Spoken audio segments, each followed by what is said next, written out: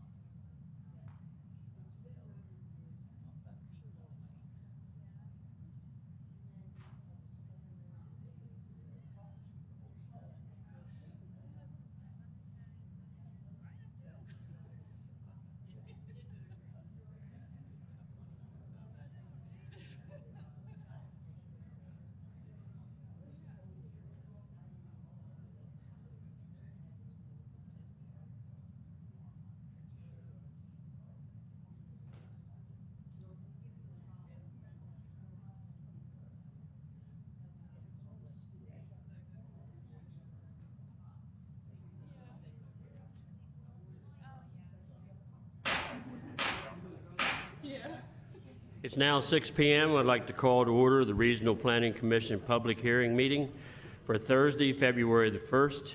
And we have a very special guest tonight. I'd like Mr. Conley to lead it in the pledge.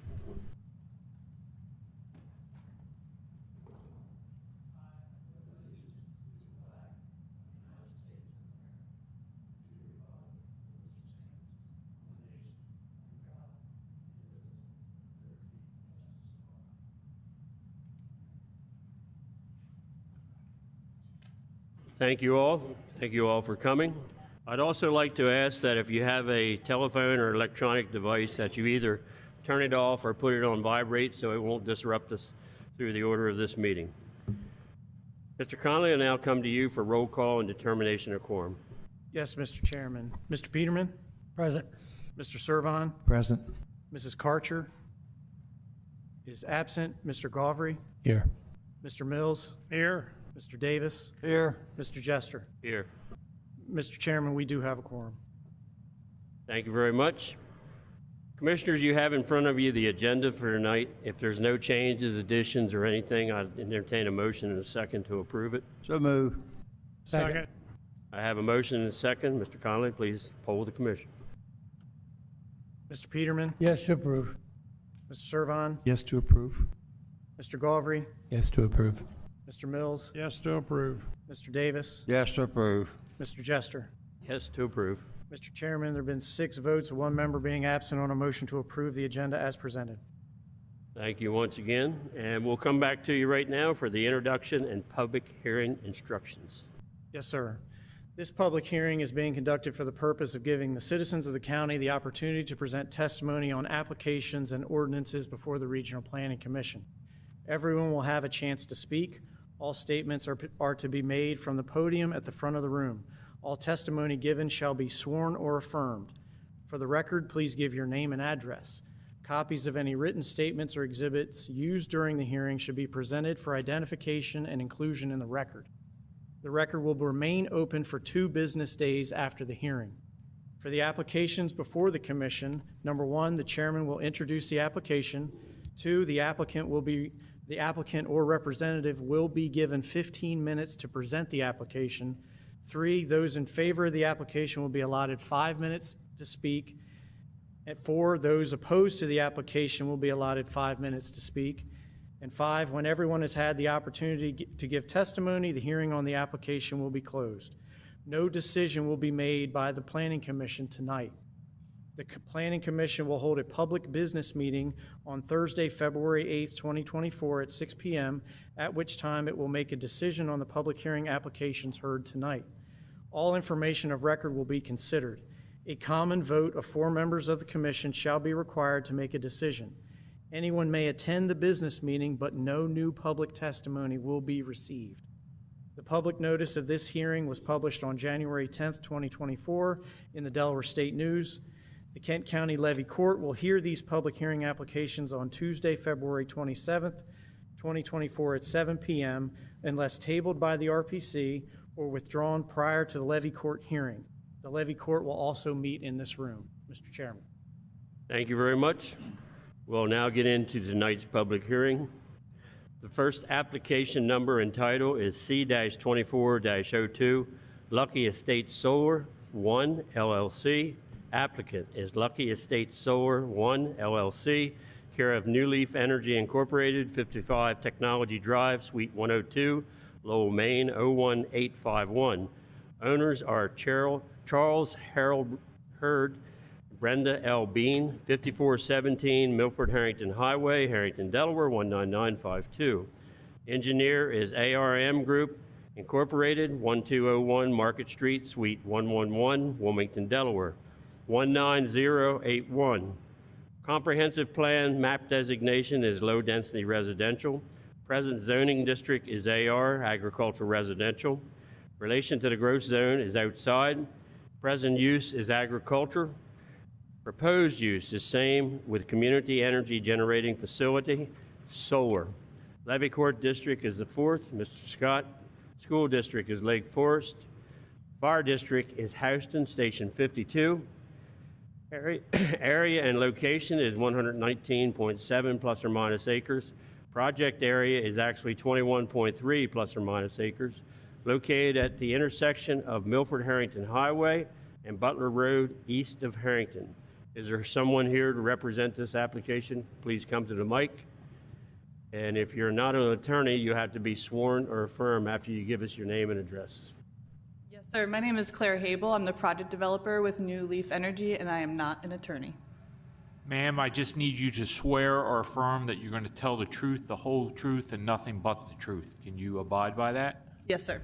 All right, you may proceed. Thank you very much. Thank you very much, and go right ahead with your presentation. Appreciate that. We did submit some slides to use today in discussion. I'm hoping those could be brought up. And would that be controlled with this device? All right. Wonderful. Right. Great. Well, thank you all for hearing us out this evening. My name is Claire Habel, as I stated. I'm with New Leaf Energy, the project developer with this project we're discussing this evening. My colleague Sean Brandt is also here, who you'll hear from a little bit later in my presentation.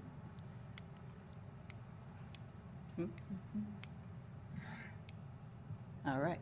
I wanted to outline some of the topics I'm going over this evening to give us a lay of this presentation. First, I just want to introduce myself, our team, introduce our company, and a little bit about our history, but I won't spend a whole lot of time on that. Secondly, I wanted to get into the project details that might be the most important to the Commission to consider, where it's located, just some details about the site, discussing why solar and why in this location, overviewing some of the engagement I've had with neighbors in the area, and then some slides that are addressing concerns that I've heard from neighbors ahead of their potential public comments. And then I'll switch it over to Sean, who will get into some details about how this plan is in alignment with the ordinance.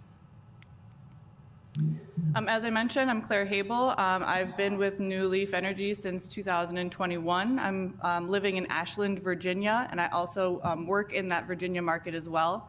Sean has been with the company for just a bit longer than myself, and he's out of Pennsylvania, where he also serves that market. And then Sean Dickey, who's not here in person but is tuned in online, has also played a role in preparing these plans, also out of Pennsylvania. A bit about our company, I think it's important to spend just a moment discussing. Our company is New Leaf Energy. Folks may not have heard of us, although we have been around since 2022. Prior to changing our name to New Leaf Energy, we were known in the market as Borrego Solar. Borrego Solar has been around since 1980, so they have a long history. Started by three brothers, a family-owned company, and has changed and grown with the solar industry through the years. In 2022, we decided as the development portion of this solar company to break off from the EPC and O&M portions of the solar company, which allows us to do a lot more thoughtful investing in our development side of the business. So I like to bring this up because New Leaf Energy might be a new name in solar, but we're certainly not new in the industry. It's our same team, our same leadership, and our same principles that guide us. So let's get into the meat of the matter. This project is located just outside of Harrington, as you can see here, right on the corner, as described, of Butler and Milford Harrington. Zooming in, you can see just a portion of the property is proposed to be used for solar. Right now, the property is used for farming, corn and soybeans, as well as some other vegetables along the property. And Mr. Hurd is with us this evening, who will speak more to his manners on the property as well. Around this property is other agricultural activity. You'll see some more farming, there are some chicken coops, and there are some residential communities as well. This parcel has been used for a corn maze in the past, which I think is just a fun fact to throw in. The image at the top, which I'd like to call out first before getting into the details of this particular slide, this is the intersection of Butler and Milford Harrington. I'd like to just point out that there is an existing tree line that serves as a pretty robust visual screen already there at the intersection, and we intend to use that as the screening required for our project as well. As we all know, this parcel is currently owned by Chuck and Brenda. It's 118 plus acres. 21 of those we're proposing to use for the solar facility. Farming has been going on here to date, and the rest of the acres of this parcel will be continued to be used for farming as well. And Mr. Hurd will speak more to his motivations, but I did want to just call out that Mr. Hurd has been demonstrating his commitment to sustainability for some time. And there's also an interest in securing some passive income for future generations while this land will remain in the family, as opposed to selling it for other types of development. So why solar and why here? I think this is starting to get to the point of the matter. There's lots of locations in Delaware that solar could exist, but for types of solar projects like this, the options really become far and fewer. This is a community solar project, which means it needs to interconnect to three-phase power lines at the distribution level versus those big transmission lines that you see more frequent throughout the state. As I mentioned, this project is designed to be part of Delmarva's community solar program. This program is intended to increase clean energy access to all members of the communities in Delaware, and it's also meant to deliver some cost savings on energy bills. Some main questions I get about this is, how does the program work? How do I become part of this program? And what I can tell you is that it's an optional program that folks in the community will be invited to join and sign up for, but it is totally optional. We don't know just yet what the cost savings will truly look like, but we're anticipating about a 10% discount on energy bills. And those who do subscribe to the program will continue paying their energy bill as normal, but rather than paying Delmarva directly, you'll be paying what we call a subscriber organization, and they sort of settle the bill with Delmarva on their end. Throughout the life of this facility, the panels generate clean energy while being a good neighbor. This is something I really like to call out to folks who might not have been on site at a solar farm. We've all seen them, but I'm not sure many folks have actually been able to get up close and personal. So I'd like to call out that these are a good neighbor because they're generally quiet. Our inverters are located at the center of our system, so they're hardly audible to surrounding neighbors. They pay their taxes, they mow their lawn, and there's not a lot of activity. No one's throwing parties or causing a disturbance on the block. When it's time for this facility to be removed, we do intend to return the site as it was, and then agricultural activity can resume for future uses. As I mentioned, this site is suitable for solar because it does have those three-phase distribution power lines available right on site. It's relatively close to the substation, around 5 miles, and there are no wetlands or other types of natural features that we have to avoid. It's a pretty straightforward piece of land that is suitable for solar.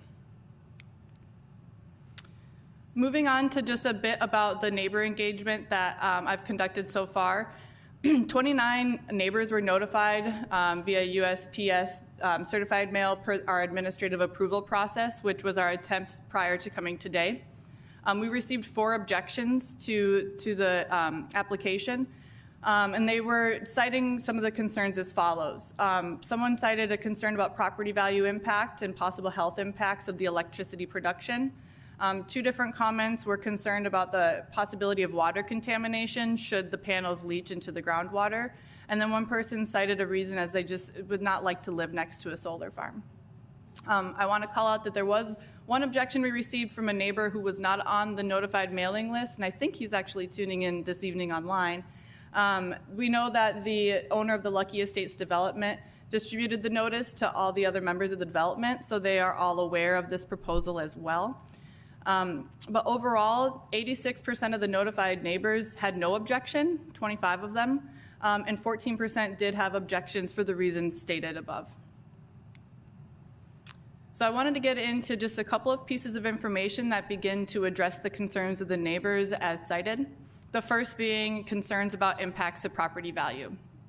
Cohen Resnick has developed multiple studies in Illinois and Indiana on property value. I will kind of jump to my last point here. I know it's going to be on your mind. Well, that's Illinois and Indiana. What about Delaware?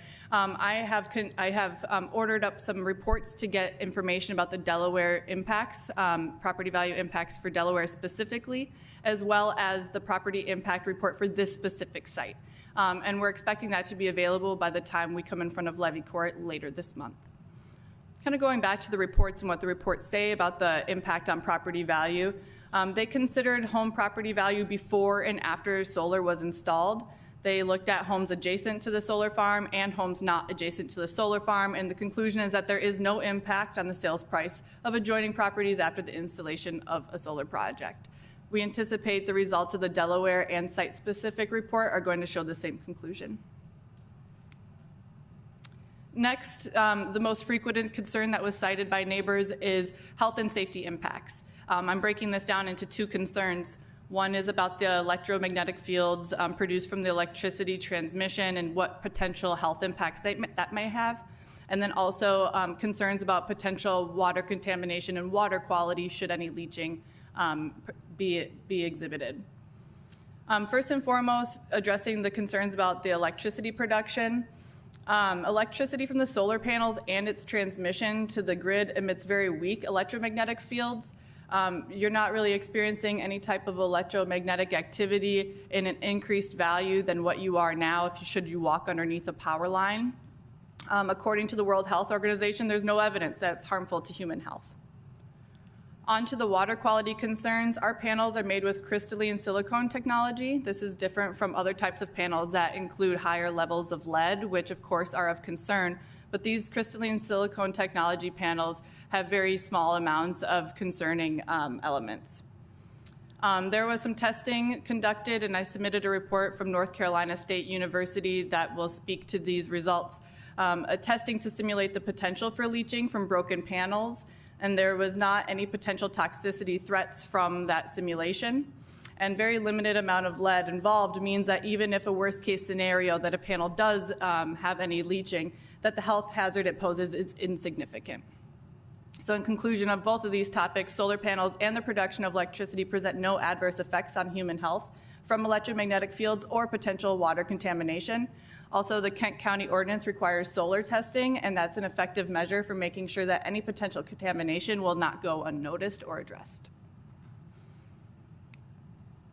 I'm going to give it over to Sean Brandt to speak a little bit more about how our design in this proposal meets all the requirements from the ordinance. And while he gets up here, I'll just call out this is another image of the existing visual buffer that is taken right along Milford-Harrington Highway facing the proposed solar project. Ma'am, while you're right there, Yes, sir. there might be some commissioners that have questions for you, particularly of what you just talked about. Sure. So before we get to him, I Okay, think Mr. Davis just has fine. asked that he'd like to ask you a question. Yes, sir. I guess I have a, excuse me, I really have a question for curiosity. We see a lot of people now applying for this application for small solar panel operation. It seems like everybody's doing a 30-year lease from the farmer. Do you have in your contract that you have the option to renew it for another 30 years?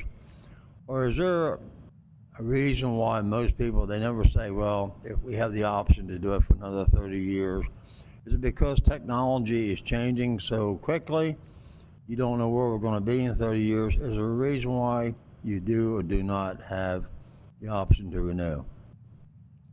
I'll address your question first by saying that the lease agreements that we have with landowners do extend anywhere from 20 to the option of extending to up to 40 years, 40 being the maximum possible contract term.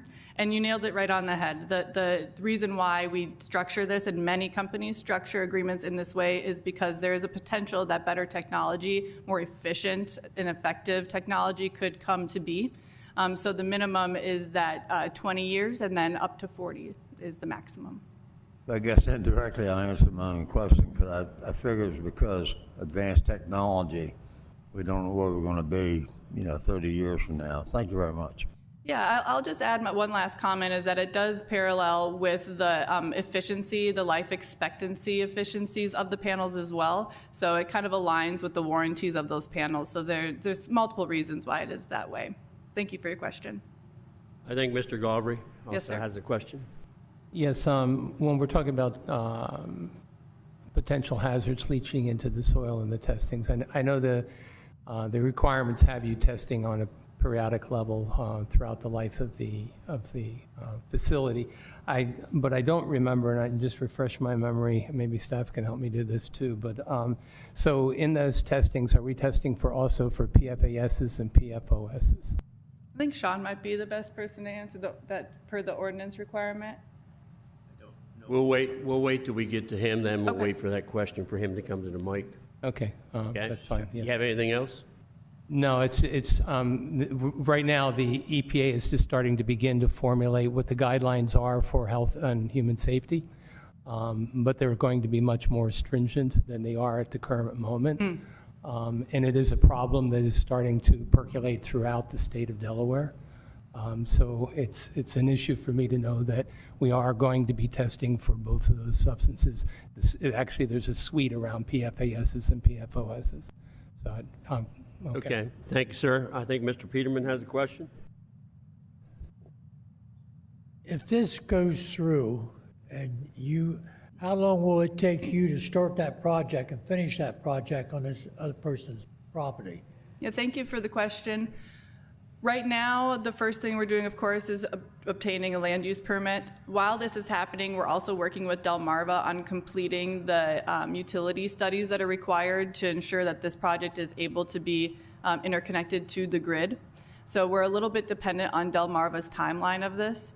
Right now, I'm expecting that we could see a result from Delmarva by mid-year this year. I will say, while that is out of my control when Delmarva will complete their study, once we do have that study completed, our construction takes generally about 6 to 9 months. So you had a project completed within 9 months from the approval with Delmarva, whatever. 6 to 9 months after construction begins. So there's not a direct answer I can provide about when we get the Delmarva study results and our interconnection agreement, how long it would take before we put a shovel in the ground. I will say we typically see it happen as soon as we are possible, as soon as we get the notice to proceed from the utility. So 6 to 9 months from shovel in the ground to operational. So you really don't know?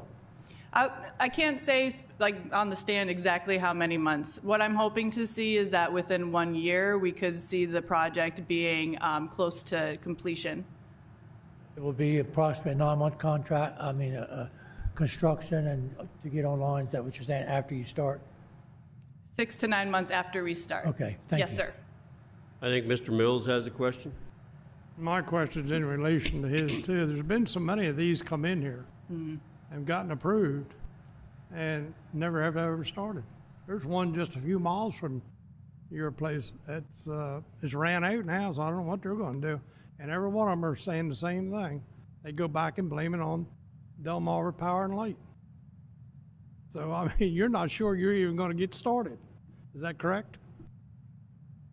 I would say we're not sure when we would get started. There are a lot of trade groups that are made up of other types of developers like myself who are running into delays with Delmarva, and we're working together with Delmarva to expedite the completion of their studies. I think it's absolutely true that they have caused some delays, but there's a collaborative nature between ourselves and Delmarva to reach a conclusion as soon as possible. Everybody would like to see it move forward at a faster pace. Because what I'm saying is their applications here have ran out, and they have to reapply if Delmarva Power and Light comes along and does approve them. I mean, there's one, I think it's back 4 years, and they're not started yet. That's an unfortunate position to find oneself in. I will speak to this project specifically and say that we have delayed internally coming forth with the first our administrative approval attempt and coming to you all today. We've had this project in the queue with Delmarva since 2021, but have waited to come to Kent County for approval up until just recently, trying to avoid a situation as you described. Yes, sir. Okay, thank you. Mr. Davis, for staff, you said? I have a question for staff, just curiosity. I know with subdivisions, they have a certain period of time, I think 5 years to start. Does that same apply to the solar, or is that a separate issue? Well, the 5 years is separate. It's once a project gets recorded for a subdivision. For this, it's the time frame applied to the conditional use is 24 months. So it doesn't have 24 plus 5 years. So it has to be completed in what length of time? They pull a building permit from the approval time within 24 months. 24 months after they get the permit, right? All right. And then obviously if they don't meet that, then they have to come back and reapply? Correct. All right, thank you. Thank you, ma'am. I appreciate your answers and your understanding with the commission. So now we'll go to the next gentleman. Yeah, happy to take more questions as they come. I'll pass it over to Sean to carry on. We'll need your name and address so you can be sworn or affirmed. Sure. I'm Sean Brandt with New Leaf Energy. I'm from Hershey, Pennsylvania. Sir, do you swear or affirm to tell the truth, the whole truth, and nothing but the truth, sir? Yes. Thank you, sir. Before we get started into your presentation, why don't you try, we'll talk to Mr. Garvey again. I'd like to get that question answered so we don't forget to do it. Sure. Regarding what they're exactly testing for? Yes, in terms of the water quality, specifically the PFASs and PFOSs. Yes. So to my knowledge, I don't believe the forever chemicals are part of the testing regimen, but we'd be happy to agree, as a condition to overall approval to include that in the testing. Now, I will say that these chemicals are very likely already present on the site, and it would just be setting a baseline and monitoring that baseline. Okay, so you would be, I understand, so if we do the testing, they find a baseline that there are some of those chemicals already on site, that would be where we would start. We would test to see if there's any elevation from that point forward. Yes. I'm bringing this up in particular, I'm coming from a community right now where we're testing now throughout the town because we're finding it's pervasive throughout all the wells. And a lot of the wells, most of the wells in this particular community are all shallow. So there's a heightened concern about how this material can get into shallow wells in the water system. So, okay.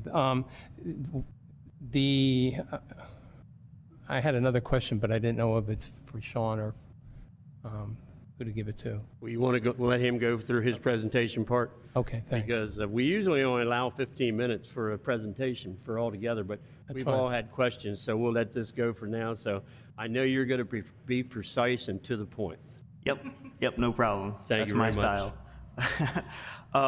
So I'll just talk a little bit about our compliance with zoning setbacks and then some layout considerations.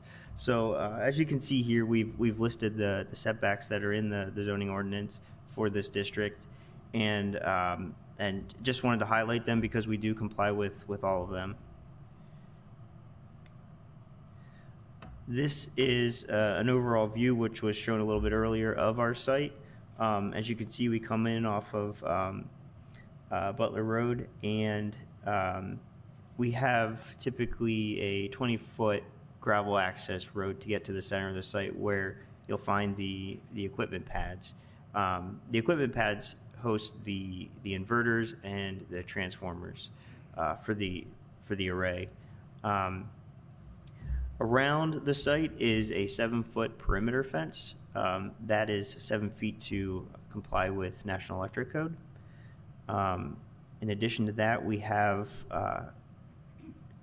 vegetative screening all the way around, and that is specifically required per your code. Not to interrupt you, but if you need to use that screen, am I correct, Mark? You can put your finger down on that screen and draw, and you can draw areas if you want to highlight areas or show us what you're talking about. Okay.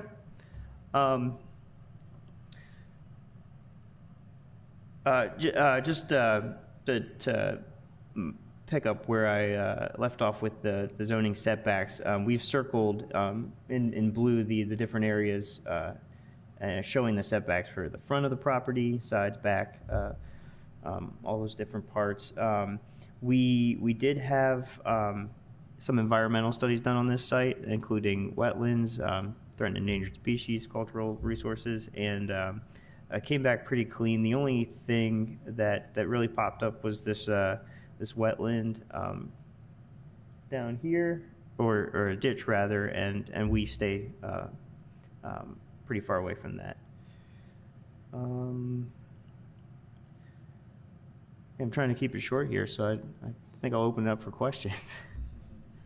We can do that if you like, because we've had so many of these come before us. They're like, you know, like stamped from one to another, and this looks pretty much consistent with what we've seen in the past.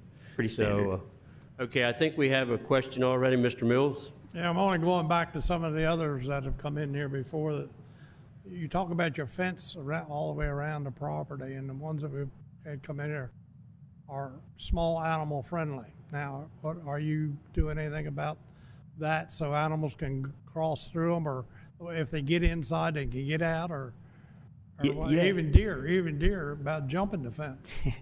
So deer won't be a problem. They can clear that 7 foot, from what I'm told, without any issue. But so the National Electric Code is their only requirement is 7 foot tall security fence. They don't say what type of fence it needs to be. We often like to propose the animal friendly ones. It's more aesthetically pleasing, we think, and looks a little less industrial. What the animal friendly means is there's places in the fence where they can get in and out. Yeah, wider fixed wire, not holes at the bottom. We don't specify that as part of our plans because, like I said, all we need to really do is make sure we have a 7 foot perimeter fence in there. But we were more than happy to take that on as a requirement. Mr. Mills, not to interfere, but it's in staff recommendations. And I assume you've read the staff recommendations and you agree with them? I have not seen them, actually. Well, who would have read them in the company to be able to answer the questions on it? Because like Mr. Mills is talking about, it's already outlined in staff recommendations about the fencing and all like that.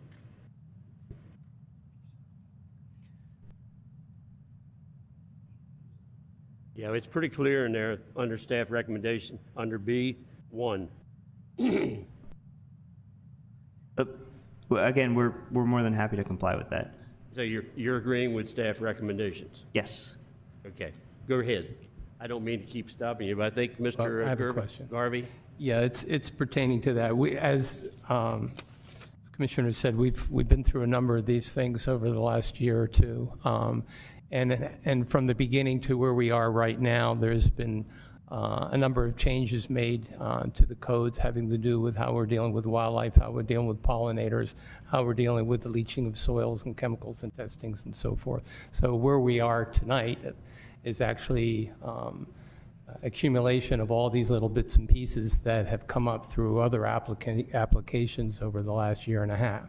So the staff does have, when it comes down to the wildlife, there are, under B recommendations, there are 3 recommendations that the staff has. But what I'd like to do when you have the opportunity is, at the end, it says the owner applicant, the owner should be aware and be prepared to comply with all comments regarding this, this project statement. And I'm assuming that that is implying that you're willing to meet these requirements. And so what I'd like to bring your attention to is the DNREC's requirements having to do with wildlife. So although there's the 3 by the staff, which I'm happy to see that they're in there and they're complete in and of themselves, they're not as complete as the DNREC recommendations. And the DNREC recommendations, I think, reflect more accurately what we've been evolving to through these different solar farms to where we are today. And so I would like you guys to agree that you would do what DNREC is requiring in terms of wildlife. The other applicants in the past have. So that's something that I'll be asking you to take a look at and let us know whether you're in agreement with that or not. Sure. Yeah. Not having seen the full list, but I'm fairly confident that we would be more than willing to comply with all DNREC requirements. Great. Thank you. Okay, now you can go ahead and finish your presentation up with anything else you would like to say or not. No, that was the last slide. I was going to keep it short for you. Yeah, it's very nice. Being an old farm boy, you mean, I like things quick and to the point. But you have to agree with the recommendations and do what's proposed, or we won't even be, looking at this, or we'll be putting it on a 30-day whatever. But you are stating at the mic tonight that you agree with all the recommendations and the requirements of the agencies that are quoted on the sheets. Do you want to? I mean, you don't need another month to look this over to agree with it, do you? I mean, you're agreeing to all that's there, am I correct?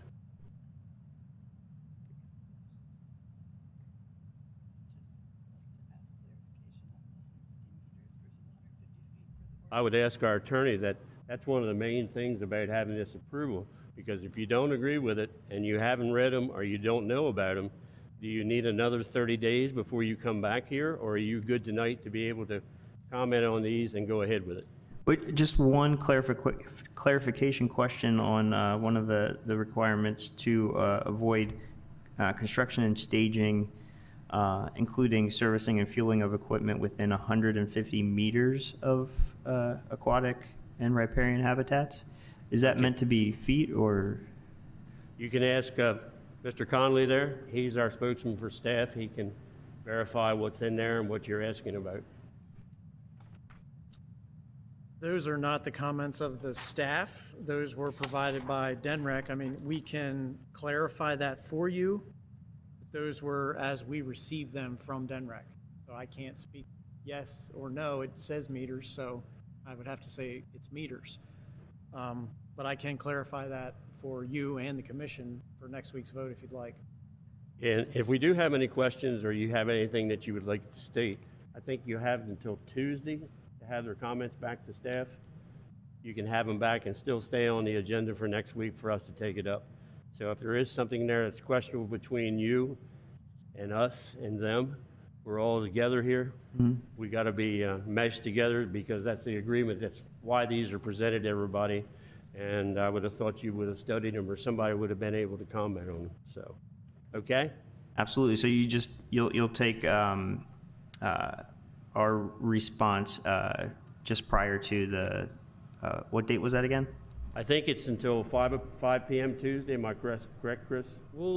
Our staff will coordinate with DNREC tomorrow and get directly with you to Okay. verify feet or meters Okay. so that you will have that. But the public record is open for 2 business days following this hearing. So that's tomorrow and Monday. So by close of business Monday, additional things can be submitted or clarified through the public record before Okay. they vote next Thursday. All right. Is that understandable? Yes. Very good. Very good. Thank you very much. Thank you. Any other commissioners have any questions for this individual? Mr. Mills.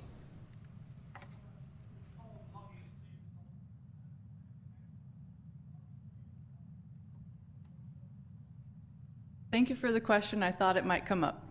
Originally, we intended to call this facility Milford Harrington Butler Solar One LLC. That does not easily fit on a line. So my colleague who originated this site thought, let's look around at other roads. Typically, we name a project after surrounding roads, and of course, Lucky Estates is right there across the street, and thus the name Lucky Estates Solar One was put onto our LLC. Later, realizing that potentially there'd be questions about this, there is no connection to the development, just really pointing to the neighboring road. Okay, does that answer your question? Okay. Any other questions, Mr.? I was just going to say, they don't mind using their name? Well, I think the name Lucky Estates is sort of open for Kind of using. unique. Well, I don't know. I was just thinking out loud. yeah, Thank it you. hasn't, I have been attempting to reach the owner of the development and haven't had any conversation with them about this. So to my knowledge, they don't have an objection to the name being as it is. Okay, well, we thank you for your comments, thank you for your presentation, and we'll get it straight between you and our staffers and DENRAC by the...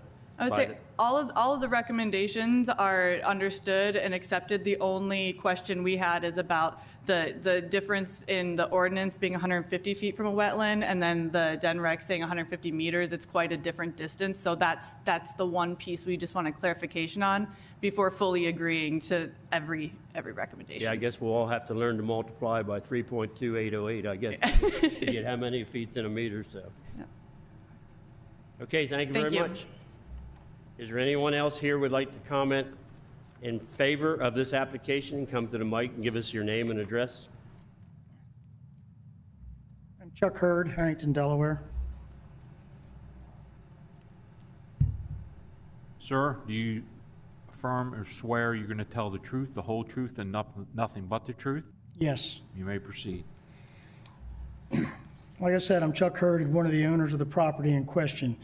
But before I get into my prepared comments, let me say that I am not new to solar. We have a 23 kW system on the farm that generates approximately 90% of the farm's electric. It is entering into its 7th year. I started studying the benefits of solar about 10 years before we put up our system. I believe in it, and I believe the progress the technology has gained. I want to start by saying that I am a conservationist. If there was a fence in the middle with both extremists far apart, I am near that fence, but on the conservationist side.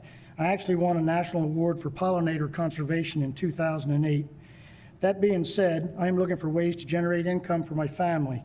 My first consideration was to build 6 chicken houses. Then this project came into view. We feel that this is a better choice for the land and our family. My generation and my parents' generation have probably done more to pollute this country than any 2 generations in history. My father would dump used motor oil in the driveway to help keep it from washing out, kind of like cheap asphalt. I'm 72 years old, grew up on Carpenter Bridge Road, 1.5 miles from this site in question. When I was a teenager, there were streams that I could drink water from, and today I shouldn't or can't drink my own tap water. I do have a shallow well. It is time to start improving. I am sure that the Pony Express didn't like the Telegraph, or that the carriage makers didn't like Ford Motor Company. Again, progress. I'm not against fossil fuels. We need to create a safe, renewable way to slowly transition to better things. I have always supported agriculture and have been actively involved in it most of my life. I believe in taking care of the land. A Native American once said, "We do not inherit the land from our ancestors, but borrow it from our children." This project even has some advantages over farming. No more fertilizer to leach nitrates and phosphates into the water table. No insecticide sprayed, creating its own little ecosystem of fauna, flora, and fungi. I am looking for ways to improve everyone's quality of life while protecting the environment. There will be those that think the community solar will be unattractive. The road this project is on, Milford-Harrington Highway, is approximately 8.3 miles long. That is Route 13 in Harrington to Route 113 in Milford. There are approximately 337 telephone poles, 219 mailboxes, 168 state-planted steel signs. That is unattractive, but that's been part of progress. It will take less than 10 seconds to ride past this project. There will be an environmentally friendly tree buffer to obstruct the view. A few years from now, solar systems will be ignored just like those telephone poles. Delmarva Power has goals for renewable energy and reduction of coal-generated power, which is a great producer of carbon emissions and other pollutions. Community solar will help with these goals. This project has been entered into with great thought and consideration. We have followed every guideline and regulation set forth for community solar generation by the regulating authorities. There's even a bond that will pay for decommission at the end of the system life. This bond will also return the ground back to farmland. We want to do this right. I do empathize with the feelings of others and the concerns that come with change. However, our rights as property owners should not stop where the sensitivities of others begin. So as a person who leans towards conservation, I still feel that community solar is the better choice than 6 chicken houses. Do the committee members have any questions for me? Thank you, Mr. Hurd. Any commissioners have any question for the owner? Thank you, sir. Thank you, Appreciate gentlemen. your, what you said. Is there anyone else here who would like to speak in favor of this application? Please come to the microphone, give us your name and your address, and you can be sworn or affirmed. You can pull the microphone up to your mouth, too. There you go. Make sure you stand close to it so we can hear you. Can you hear me? Very good. Attorney Moore. Mike Humphrey. Identify yourself, sir. Mike Humphrey, I live in Lucky Estates. Sir, we need your name and address. My address is 128 Lucky Bend Drive, Harrington, Delaware, 19952. And your name? And my name is Michael Humphrey. Sir, I used to buy Sir, hold on one second.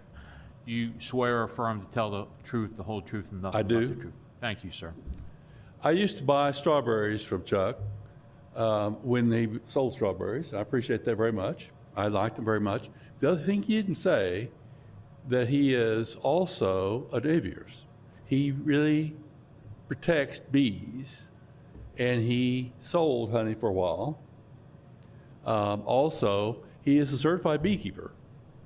So when he talks about the pollinators, he does that from a compassion point of view.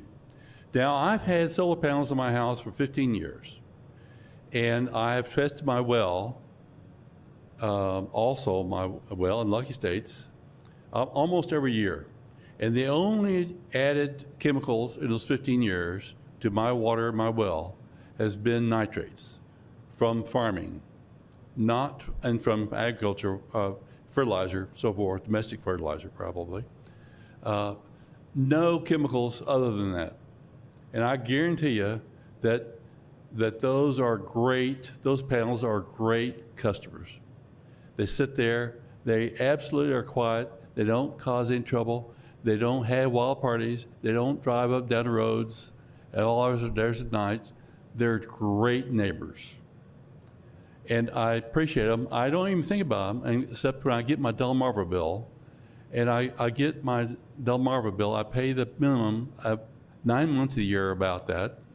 The other 3 months, when it's dark and cold and wet, I don't have as much generation, and I do pay my electric bill on time. So people say, well, Mr. Humphrey, what's your payback period? I say, what difference does it make? You don't have a payback period with your electric bill.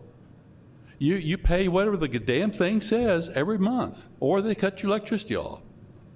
So what's your payback? You don't have a payback. I do have a payback. And in fact, the original panels have paid themselves off now. They're about 7 years. So I fully support this. I think it's a great project. I think it's a great project we ought to get behind, okay? Thank you. Anybody have any questions for this individual? Thank you, sir. Is there anyone else here who would like to speak in favor of this project? Okay, we'll go over to the against side. Is there anyone here who would like to speak? Is there somebody online about against or for? Which one, Mark? If there's anyone joining us online that would like to speak in favor of this application, please indicate by raising your electronic hand at this time or pressing *3 on your phone. I'm sorry, how do you raise your hand? I'm sorry. Okay, who's speaking? I'm sorry, my name is James Lee. Okay, would you like to speak in favor of this application? Opposed? Okay, we are to the opposition part. So, sir, once again, give us your name and your address, and you will either be sworn or affirmed by our attorney. Thank you, Commissioners. My name is James Lee. My address is 135 East Lucky Estates Drive in Harrington. It is in the Lucky Estates subdivision. Mr. Lee, do you swear or affirm to tell the truth, the whole truth, and nothing but the truth, sir? Yes, sir. You may proceed. Thank you very much. So just a couple concerns that I've got about the policy, and I regret I had planned to be there in person, but I tested positive for COVID yesterday, so you know how that goes. The big concern I have is the lack of documentation around testing with these relatively shallow wells that were mentioned earlier. The subdivision was created around 2005, so you know those wells are a little bit shallow. Every house in the subdivision is on a well. So again, you know, we just want to know what is the frequency, how is the communication around that testing going to be disseminated so that, you know, if in the event that a panel gets broken, several panels get broken, whether it's Mother Nature or wildlife, you know, what is the impact into that sole water supply that we've got? And I would agree, solar panels have gotten better over time, but still, you cannot discount the fact that there could be some damage in this time period. So you know, again, if we could just document what that frequency of testing is and how it will be communicated, because it's right across the street from the subdivision, that would go a long way to alleviate some of the concerns that you know, specifically that I have, but potentially some others in the neighborhood. The second concern that I've got is the use of the name Lucky Estates Solar. Solar number one. There is no relationship between this proposed solar farm and the neighborhood. Earlier, Claire had mentioned that she had been having some conversations with the owner of the subdivision, but that owner has distanced herself from the subdivision and is no longer representing the homeowners in the subdivision. So it's really all the homeowners in the subdivision have that. So I'd like to recommend we change the name. If you know, Milford Harrington is too long, find something else. But I just worry that someone may buy a home or a lot in Lucky Estates, and then somehow they figure out that there's a solar farm by the same name, and there could be some fraudulent expectation around that. So if we could change the name to something else, that would be you know, my recommendation around that.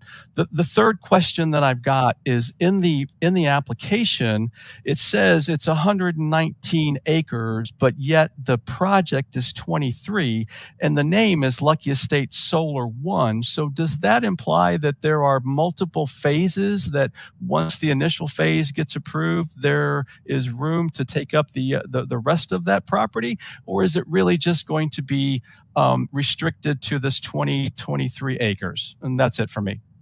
I can answer to the third and final one. Right now, this is the only application before us, so we can't answer it any further than that. This is the legal documentation. They're showing the area that's going to be involved. To get back to the first question, we've actually have that in our staff, so I'm going to ask Mr. Conley to go ahead and answer the first question for you about the testing. Yeah, the requirement in the code is a soil study establishing the presence of contaminants shall be completed prior to construction and every 5 years thereafter, with a full report provided to the county. And is 5 years a normal time period? I mean, a lot can happen in 5 years with soil contamination. I'm not the smartest guy on the planet, but I think, you know, something could happen within a 5-year period. Is that just standard across the industry? I don't know if that's standard across the industry. A lot of effort went into crafting the ordinance that they are following. The folks in the room who are from that industry could probably speak maybe more educated than I can on the time frame, but I don't think that 5 years was uncommon with what I've heard from other projects. And I can also answer that this actual property, if they actually expand out under this same ordinance, they're only allowed a total of 50. Because of the location of it in the county. So you have to be under certain zoning regulations to be able to expand it. But I personally, I would think that they can name this whatever they want to. This is a private owner naming the application like he sees fit, and it's out there. If somebody wanted to object to it, that would be between the owner that owns this and somebody else. I don't think we can actually tell somebody they need to change the name. That's my personal opinion. I'll ask our attorney, am I not correct on that, sir? Talk to you, Mike. I don't know the answer off the top of my head, but again, the owner of the property can name it unless it's violating some kind of rights that someone's protected Lucky Estates as a name, which I doubt. But again, that complaint should be made to the owner of the property that's going to have this solar. Maybe they'll consider it if someone objects to it, but again, I think it'll be a tough legal battle to try to force them to change their name. Yeah, that would probably, I think you actually have an active HOA down there, correct? No, we elected not to have a homeowners association. Well, it looked like it would be an individual fight. That would be my personal opinion. So that answers your 3 questions, I think. Am I correct? Yes, sir. Thank you very much for the time. Thank you. I'll now open it up to anybody else on the phone or in the audience that would like to speak against this application. Anybody else here or on the phone would like to speak against this application? Third and final call. Is there anybody on the phone, Mark? Again, if you're joining us online and would like to speak against this application, you can indicate by pressing *3 if you're on the phone to raise your electronic hand or using the icons at the bottom of your screen. I see no hands raised, Mr. Chair. And that was the third and final call. So next week we'll be taking this application up. And thank you all for participating.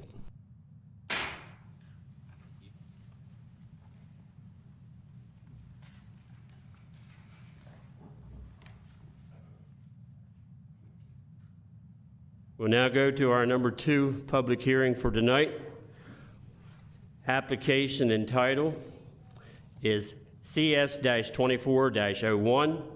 Site plan title is Pro Cut Tree Services. Applicant owner is William Darby, LLC, 1798 North Little Creek Road, Dover, Delaware, 19901.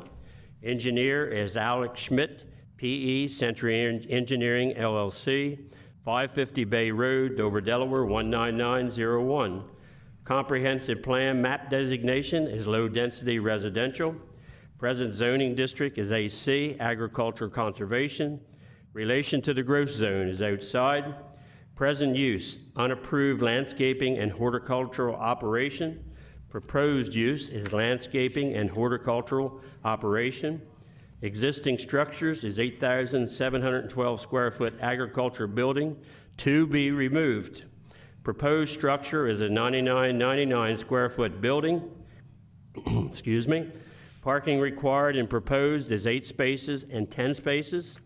Water and wastewater is public on site.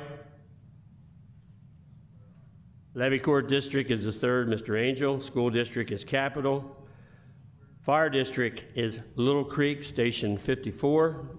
Area and location is 1798 North Little Creek Road, 5.86 acres plus or minus on the south side of North Little Creek Road, Delaware Route 8, approximately 0.34 miles east of Fox Road, County Road 344, east of Dover. And it looks like we already have somebody at the mic to represent this. So if you're not an attorney, you have to be sworn or affirmed. Give us your name and your address. Okay. Dana Dunphy, Century Engineering, 550 Bay Road, Dover, Delaware, 19901. Good evening, ma'am. Do you swear or affirm to tell the truth, the whole truth, and nothing but the truth? I do. You may proceed. Thank you. Go right ahead with your presentation for this application. Thank you. I'm here representing ProCut and William Darby. We were before the commission probably back in, I want to say, 2002 with the conditional use the first time. Unfortunately, with everything that had happened with the pandemic and everything, the conditional use expired at November of last year. So we're back here again to bring the project back up to the county and to get it approved to be a landscaping and horticultural building. When you say the conditional use expired, really? Yeah. And that goes back to the 24 months. They have 2 years from preliminary approval to get to final, or the project expires, they have to come back to you. There is a change to the application, which I'm sure she'll tell you about.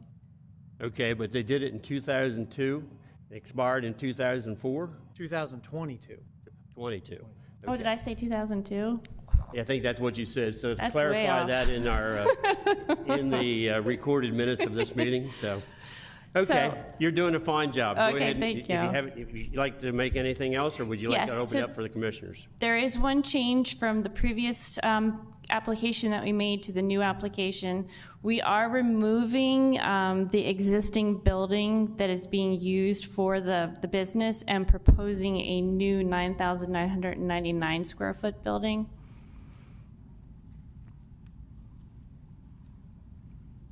Yeah, I think we all have the large print of what that's going to be done and all. So you had to stay under the 10,000 square feet We did. for the fire marshal, I suppose. Am I correct? We won't get into that. Okay. Anything else you'd like to say before I open it up? Sure, I just want to let you know that we've had a submission to DelDOT. We didn't have to do with the record plan because the record plan was still good from the previous time that we submitted. We are in the process of the entrance plan application. It's been submitted with one review comment letter back, and we're working on revising the plans and resubmit to DelDOT to get their approval. We are in agreement with all of the conditions that county has put on us. Okay. And I assume you'll advise the owner that a lot of us go out and look at the project between this meeting and next meeting. Yes. So there might be some of us coming out to the site, so let him know that we might I be will let coming him out know. to look around. Yep, no But I assume problem. there's no dogs or anything like that on No, no. Thank you very much. Thank you. Any of the commissioners have any questions? Mr. Garvey. You guys are actually neighbors of ours. I'm in Little Creek, and I just want to say for the record that they do a really good operation there. They're well respected in the area, and so I'm happy to see this thing moving forward. Thank you. Mr. Servon. I have a question about the recommendation for the landscaping plan. They recommend, the planning office recommends you replace the Leland cypress that you proposed with other types of Right. evergreens. Is that going to be a problem? No, our landscape architect will take a look at that. And I will say that Mr. Darby he's been trying to get the property up to code. So he has started the plantings of the trees that were required previously. So he is actively trying to get this into compliance. So you're actually saying you agree with the staff recommendations and the code requirements that you're going to meet according to what is being Yes. presented? Yes. Thank you very much. Anybody else have any questions? Thank you very much. Thank you. Is there anyone else here in favor of this application would like to speak? Third and final call. Anyone else here in favor of this application would like to speak? If there's anyone joining us Is there anybody on, on the phone? if there's anyone joining us online that would like to speak in favor of application CS 2401, please indicate by raising an electronic hand by pressing *3. I see no hands raised, Mr. Chair. Thank you very much. So we'll go to the opposition side now. Is there anyone here against this application would like to speak? Anyone here on the phone or in the audience that would like to speak against this application? Similarly, if you would like to speak in opposition to this application, please indicate by raising electronic hand or pressing *3.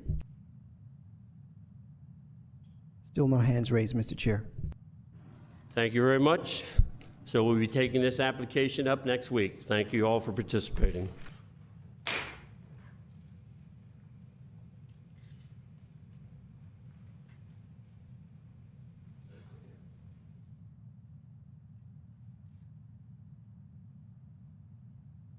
Our third and final project on the agenda tonight is ordinance numbers LC 24-01. Application number and name is CZ-2401, Zek, Robert J. and Shirley. Owners, Robert J. and Shirley Zek, 1557 Chapman Road, Magnolia, Delaware, 19962. Applicant is Lisa Marie Doughton, P.O. Box number 1, Magnolia, Delaware, 19962. Present use is residential. Present zoning, comp plan designation is AC, agriculture conservation, low density residential. Proposed zoning, comp plan designation is BN, neighborhood business, neighborhood commercial. Relation to the growth zone is inside. Levy Court District is the 4th, Mr. Scott. School District is Cesar Rodney. Fire District is Magnolia, Station 55. Area and location, 1 ± acre parcel located on the west side of Chapman Road, approximately 1,005 feet south of Thorn Street, south of Magnolia. It looks like we have somebody at the microphone. So would you please give us your name and address, and you can be either sworn or... My name is Shirley Zeck. My address is 1557 Clapham Road, Magnolia, 19962. Ma'am, do you swear or affirm to tell the truth, the whole truth, and nothing but the truth, ma'am? Yes, I do. You may proceed. Go right ahead with your presentation. Okay, well, I've lived there 45 years, and I'm ready to go, but it's zoned AC right now, but I want to sell it out to stores and neighborhood businesses because we have tremendous house growth in this area, up and down the street and the side roads and everything. We need more stores and businesses in this area. So I want to go to BN. And you're aware that staff is recommending denial of this project, correct? No, I wasn't aware of that. The surrounding property around me is BN right now. So I might as well be too. So I assume you're representing yourself on this project? Or Yes. is there somebody else here representing for you too? Lisa. If you'd like to come up and assist her, you can give us your name and your address.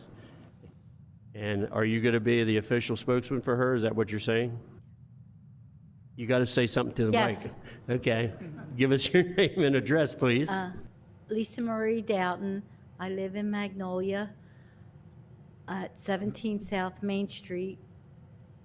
Our attorney will swear or affirm you. Ma'am, do you swear or affirm to tell the truth, the whole truth, and nothing but the truth? Yes, sir. You may proceed, ma'am.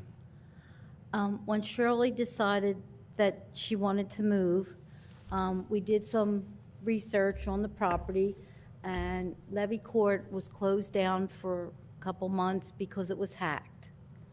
So I went online and I checked on previous records of the property, and she's been paying business zone taxes since she's lived there, up to this year even, and it's always been zoned BN. And she's right outside of the circle of Magnolia, but it's on the same street, South Main Street, and they're all zoned for small business. And the firehouse has purchased the property next to her, and they're going to do some building there, and they showed interest in purchasing Shirley's property to use it as an exit from theirs. And as far as we knew, everything was zoned BN until Levy Court came up when they were online, and we went back up here. They said, no, it's not BN, it's Z. And she's not asking for any specifics for a restaurant or a gas station. She just wants to sell it, and whoever purchases it, they'll have to go through the proceedings to put their business there. Stay as close to the mic as you can, please. I know we might have some trouble hearing you. So. Okay. I guess they thought they were one zoning, Chris, and they actually found it to be something different. Like I said, I have the receipts here of her paying, when she went to the same building here to pay her taxes that she's done for 45 years. It's always said BN on her receipts. Okay, we're going to get staff to comment on this. Yeah, when I originally, I worked with you at the counter several months back. The thing that we discovered is that there was a small rezoning. You can see the piece on the screen there on Exhibit C. It shows a small, I think a little over a half an acre that was rezoned to BN, I believe back in the 80s for a produce stand. At that time, that chunk or that portion of the overall property was part of this property. Since then, other pieces have been sold off, and that whole subdivision came behind it. and this parcel was left over, but it did not have BN zoning on it. I think that's where the discrepancy between the zoning map and the assessment records came. I can't speak 100% certain, but the use never changed on this property, so I don't believe it's necessarily cost her more in tax to have been shown as that zoning. But the use has always been residential. There's an older home there that's still on this property today. So it hasn't cost her more in tax, but the perception was that it was BN. Is that a fair understanding? If we take out the money that I've been paying for BN, and it really hasn't cost me that much other than, but the perception I'm understanding is that it was BN. They perhaps had the perception of that based on the assessment records, yes. We've run into that quite frequently where our records, as parcels have changed over time, the zoning hasn't necessarily changed appropriately. The official zoning map is what the zoning is of a property. Okay. So like we have run into assessment discrepancies. There's an assessment project going on now, everybody knows about that is trying to clean up a lot of those issues. And as I stated, there was a portion of this property that was formerly BN, but they changed the configuration of the property, and that became a part of the subdivision which dedicated that land to Magnolia Fire Company. But that perception is true. Like her property card did show that it was BN. The official zoning map did not. So okay, I think you understand that, ma'am.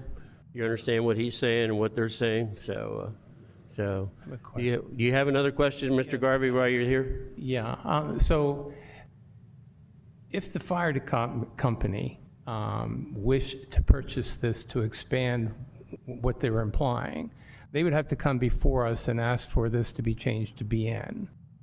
And I'm just thinking that more than likely, being that it was the fire company and they're trying to expand public service, we would probably grant them that. So I'm just wondering why the staff, that was my only comment. I'll clarify a couple things. For the fire company was a property that was dedicated to them when they subdivided the farm behind it. And a portion of that piece, it's a larger chunk there, the front portion of that piece, about a half an acre, 6/10 maybe, is BN. Yeah, make sure you all talk on the microphone so we can all hear you, because we're not hearing very well. That's the part that we're talking about right there. They're talking, the fire company's up in town. Yeah. At the corner. They're not out here. They were dedicated that property with the red arrow when that project went through. The small portion of BN zoning is on their property. She's trying to rezone the area that's in yellow, yes. The other thing, as far as zoning is not required if they chose to move their fire company there. Public service uses like that are permitted in all zoning districts. So it isn't a zoning issue that they wanted to do that. I don't believe Magnolia Fire Company is looking to leave the center of town, but it is a property that they do own. Yeah, I think they actually own a large portion in back of their firehouse, so whether they go there or where they go. I've seen in my time here on the commission, I've seen other developers actually dedicate a portion of land to the fire departments, and sometimes they accept it, and sometimes they just get monetary money to go on for it. Is there anybody else has any questions? Mr. Davis? Well, I want to make sure that, number one, I understand it. I'm not so damn sure I understand it yet. You're saying that the adjacent property is BN, and she's claiming that she has tax records. Are those current tax records you have? Yes, up to That's this BN? year. Yes. So you're telling us that the county has billed you a zoning classification for how many years? 20. 48 years, and nobody ever picked up on that? I mean, here's a situation, unless I'm reading this thing wrong, there's been a terrible, terrible mistake made against this lady here. And all the thing she's trying to do is get rid of the property and maybe, or maybe not, help the fire department. So I don't know if you got anything from the fire department to say, yes, if you get it zoned, and I think what Chris said, there's not a zoning required for the fire department. Is that, do I understand that? Is that correct?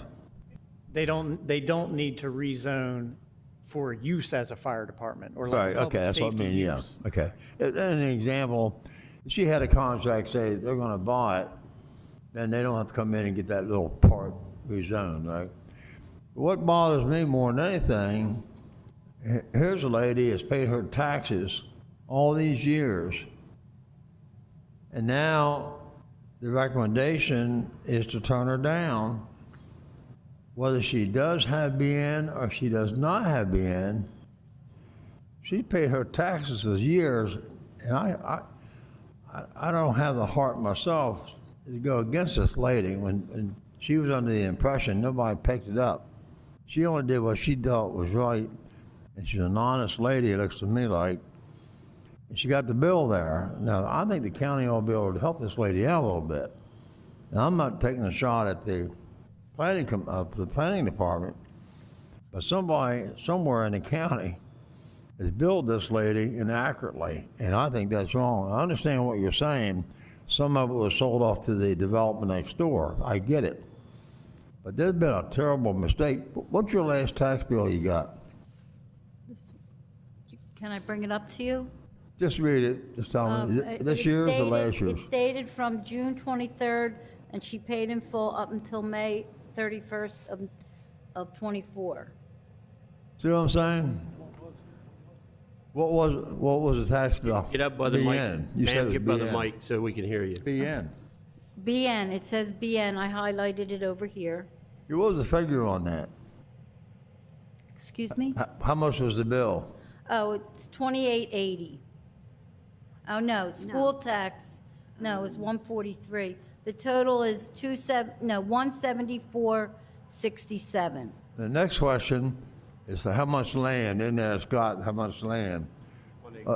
I'm just, huh? Her deed 1.8? says 1.3. Yeah, but the bill, I'm just wondering if from the old records, somebody forgot to remove it when they got transferred to the property next door, and she's still being billed for that old land. That's what I'm trying to think here. Maybe I'm getting a little confused. I mean, I can do some more research for you for the public record within 2 days, as we talked about earlier tonight.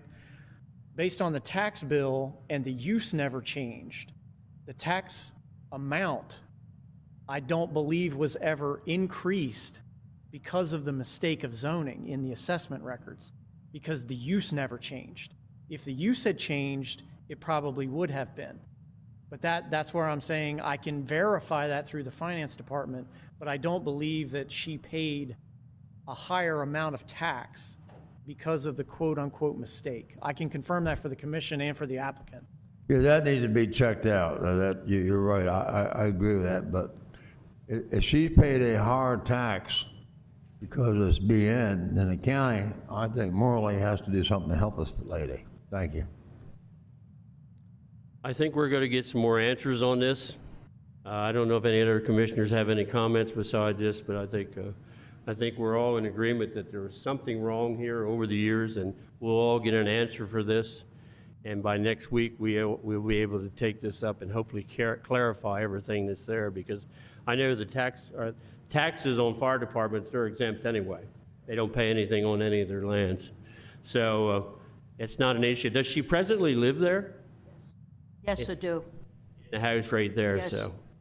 Is that the house when I go south that had the truck parked in the yard, had like a tractor trailer or something parked there? Or was it- The truck is gone, but that's it. That's the place where it was. I remember going by Yes. for, and I've been over to Magnolia Firehouse a number of times myself, so.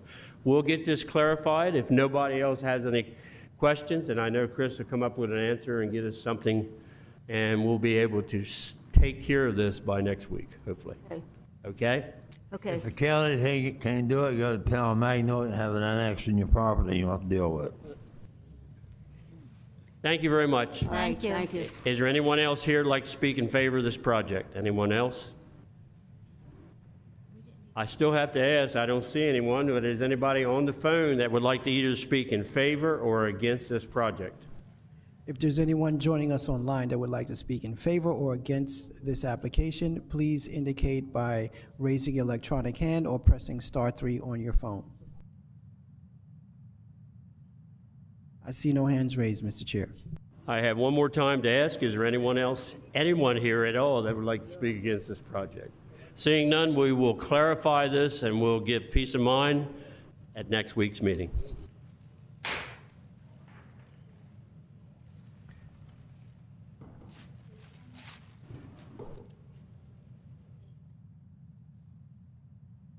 Mr. Chair, just real quickly, I did want to acknowledge that Denise has been on the phone for the whole meeting. I have indeed. There she is.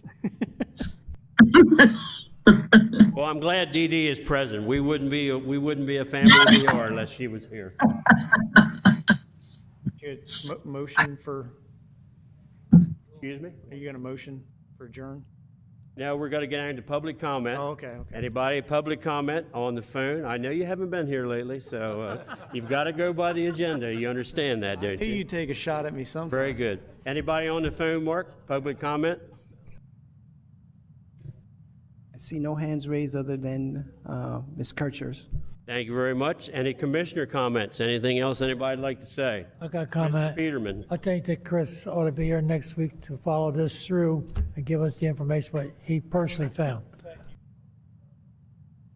Seeing no other, is there any other business for the commission tonight? If not, I'll entertain a motion and a second to adjourn. Second. Mr. Connolly, please call the commission. Mr. Peterman? Yes to adjourn. Mr. Servon? Yes to adjourn. Mrs. Karcher?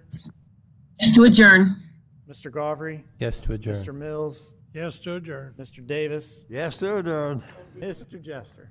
Yes to adjourn, and we'll see you all next week, including you, Mr. Connolly. Thank you very much.